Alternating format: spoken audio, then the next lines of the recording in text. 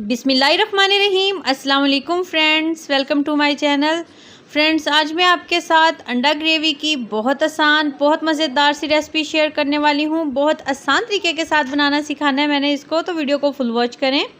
तो चलिए शुरू कर लेते हैं। यहाँ पर लिया एक लार्ज साइज़ का प्याज। अब इसको मिक्सी जार में डाल के इसका फाइन सा पेस्ट तैयार कर लेना है।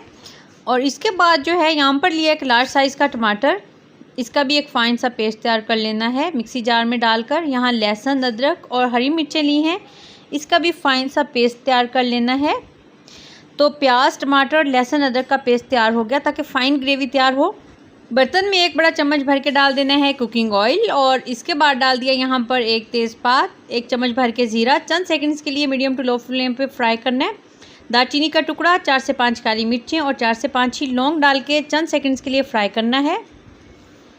और अब इसमें जो प्याज का पेस्ट तैयार किया था वो डाल देना है। चंद सेकंड्स के लिए इसको फ्राई करना है, बस इसका कलर चेंज करना है, बहुत डार्क ब्राउन नहीं करना। तो अब इसमें डाल देना है लहसुन, अदरक और हरी मिर्च का पेस्ट, चंद सेकंड्स के लिए फ्राई। उसके बाद जो है इसमें डाल देना है टमाटर का पेस्ट, इसको भी मीडियम टू लो फ्लेम पे कुक कर लिया। अब इसमें शामिल किया 1 चम्मच नमक, आधा चम्मच सुरख मिर्च पाउडर, आधा चम्मच हल्दी पाउडर और 1 चम्मच भर के धनिया पाउडर और आधा चम्मच यहाँ पे काली मिर्च पाउडर डाला है। तो बस मसाले को अच्छे से भून लिया है। तकरीबन 4 से 5 मिनट में इसकी अच्छी भुनाई होगी। तो इसमें डाला है आधा कटोरी फेंटा हुआ दही, इसके साथ भी अच्छे से इसको मसाले को भून लेना। घी अलग हो गया मसाले से, मसाला रेडी हो गया। तो यहाँ पर लिए हैं उबले हुए एग। तो अब छुरी की मदद से इसमें कट्स लगा देने हैं हल्के से, ये देखिए बिल्कुल इस तरीके से, ताकि इसमें भी मसाले का, ग्रेवी का फ्लेवर अच्छे से चला जाए।